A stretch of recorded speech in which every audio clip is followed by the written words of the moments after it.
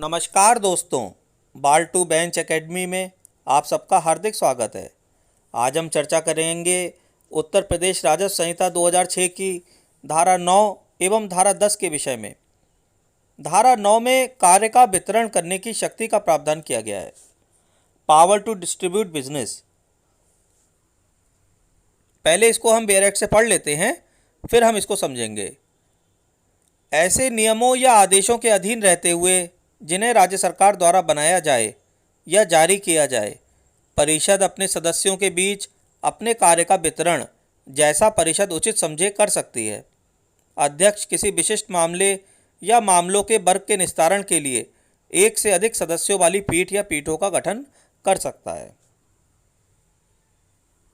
इसमें मुख्यतया कार्य का वितरण करने का प्रावधान किया गया है कि जो बोर्ड ऑफ रेवेन्यू है वो अपने मेंबर्स के बीच में जो बोर्ड के कार्य हैं उनका जैसा चाहे वैसा वितरण कर सकती है।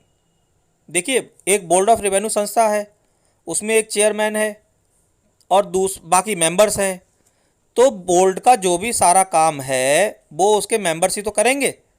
तो बोर्ड क्या करेगी, अपने सारे कार्यों को जैसे जैसे उचित समझेगी मेंबर्स में डिस्ट्रीब्यूट कर देगी।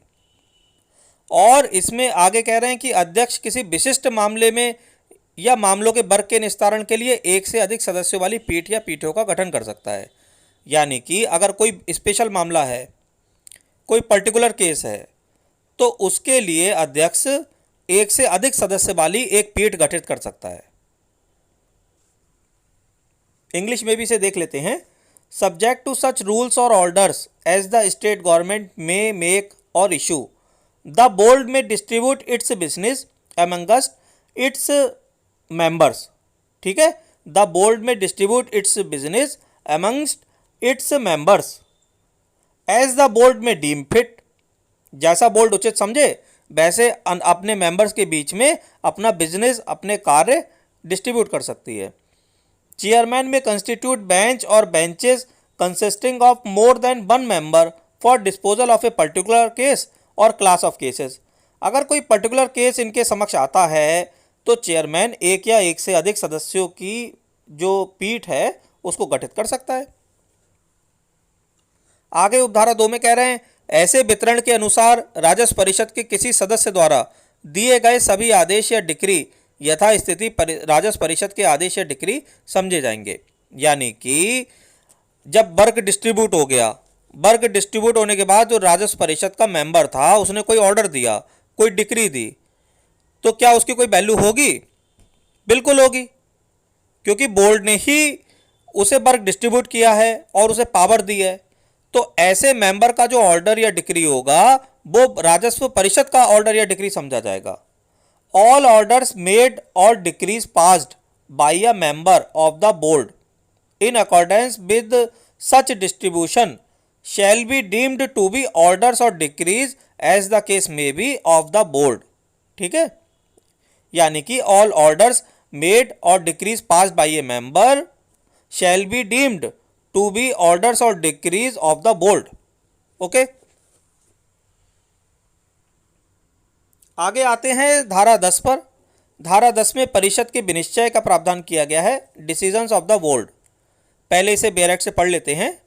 जहां अपील करने पर या पुनरीक्षण के तौर पर परिषद के विचाराधीन आने वाली किसी कार्यवाही की सुनवाई दो या उससे अधिक सदस्यों से बनी पीठ द्वारा की जानी हो, वहां मामले का विनिश्चय ऐसे सदस्यों की राय या ऐसे सदस्यों के बहुमत यदि कोई हो से किया जाएगा। इसमें सिंपल सी बात कह रहे हैं कि अगर कोई अपील की जा रही है या कोई पुनरीक्षण किया जा रहा है और उसकी सुनवाई की जा रही है, सुनवाई कर रही है दो या दो से अधिक मेंबर्स वाली पीठ, तो वहां पर मामले का डिसीजन कैसे होगा? उन सदस्यों के बहुमत से होगा। भाई, अगर 3 सदस्यों की पीठ है तो डिसीजन कैसे माना जाएगा? जिस डिसीजन के फेवर में दो मेंबर कम से कम होंगे, उनका बहुमत है, तो वो डिसीजन माना जाएगा। इंग्लिश में भी देख लेते हैं। Where any proceeding coming under the consideration of the board on appeal और in revision is heard by a bench composed of 2 or more members, the case shall be decided in accordance with the opinion of such members और of the majority if any of such members. ठीक है, मतलब अगर कोई appeal और revision is heard by a bench composed of 2 और more members, तो the case shall be decided in accordance with the opinion of majority. अगला उपधारा 2 में कह रहे हैं कि जहां पीठ का गठन करने वाले परिषद के सदस्य किसी मामले के विनिश्चय के संबंध में अपनी राय में बराबर बराबर विभाजित हों, वहां उसकी सुनवाई अध्यक्ष द्वारा गठित की जाने वाली एक बृहत्तर पीठ द्वारा की जाएगी और मामले का विनिश्चय ऐसी पीठ का गठन करने वाले सदस्यों की राय या ऐसे सदस्यों के बहुमत यदि कोई हो से किया जाएगा। यानी कि कुछ सदस्यों से मिलकर एक पीठ बना दी गई और जब उस केस का डिसीजन किया गया तो उसमें जजेस आपस में बराबर बराबर डिस्ट्रीब्यूट हो गए।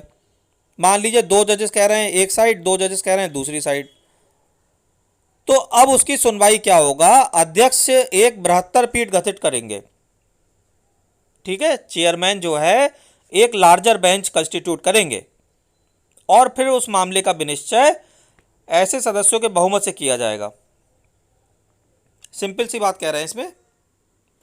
आगे कह रहे हैं एकल रूप से आसीन किसी सदस्य द्वारा या 2 सदस्यों वाली किसी खंडपीठ द्वारा या पूर्वोक्त रूप से गठित किसी बृहत्तर पीठ द्वारा दिए गए सभी विनिश्चय परिषद के विनिश्चय समझे जाएंगे।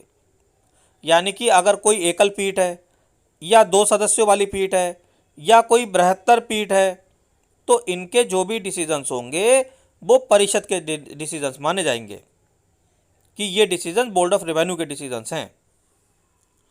तो एक बार फिर से हम सारा विषय जल्दी से रिवाइज कर लेते हैं। देखिए, हमने धारा 9 और धारा 10 पढ़ी। धारा 9 में कार्य के वितरण करने की शक्ति का प्रावधान किया गया और धारा 10 में परिषद के विनिश्चय यानी कि डिसीजंस ऑफ बोर्ड का प्रावधान किया गया। धारा 9 में यह बताया गया कि परिषद यानी कि बोर्ड ऑफ रेवेन्यू अपने मेंबर्स के बीच में अपने कार्य को जैसे चाहे वैसे वितरित कर सकती है और कोई विशिष्ट मामला या विशेष मामलों के वर्ग का मामला है तो अध्यक्ष एक से अधिक सदस्यों वाली पीठ का गठन कर सकता है। ठीक है, फिर अगर किसी मेंबर द्वारा कोई आदेश या डिक्री दिया जाएगा तो वो राजस्व परिषद के आदेश या डिक्री माना जाएगा। ये हमारी हो गई सेक्शन 9। आगे आते हैं सेक्शन 10 पर। सेक्शन 10 कह रही है कि चाहे अपील है या पुनरीक्षण है उसमें जो सुनवाई की जाएगी तो वहाँ पर मामले का विनिश्चय सदस्यों के बहुमत से किया जाएगा। जहाँ पर 2 या 2 से अधिक सदस्यों की बनी हुई पीठ है तो वहाँ पर डिसीजन कैसे होगा, ऐसे मेंबर्स के बहुमत से होगा।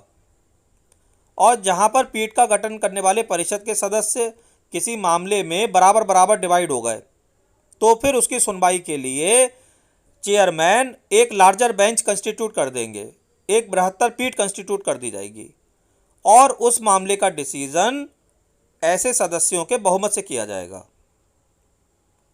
और लास्ट में इन्होंने ये कहा कि एकल पीठ द्वारा कोई निर्णय दिया जाए या 2 सदस्यों वाली पीठ द्वारा दिया जाए या बृहत्तर पीठ द्वारा कोई डिसीजन दिया जाए, उन सबको परिषद के विनिश्चय माना जाएगा।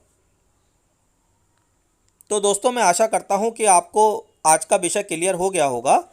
अगर आपको कहीं कोई डाउट हो तो कृपया वीडियो को फिर से सुने और बेयर एक्ट को साथ में रखकर आप वीडियो को बार बार सुनिए। अगर आपको कहीं कोई डाउट लगता है तो आप कमेंट करके मुझे बताएं, मैं उसका उत्तर देने का प्रयास करूंगा। अगर आपको मेरा वीडियो अच्छा लगा हो तो मेरे चैनल को सब्सक्राइब कीजिएगा और मेरे वीडियो को लाइक कीजिएगा। धन्यवाद।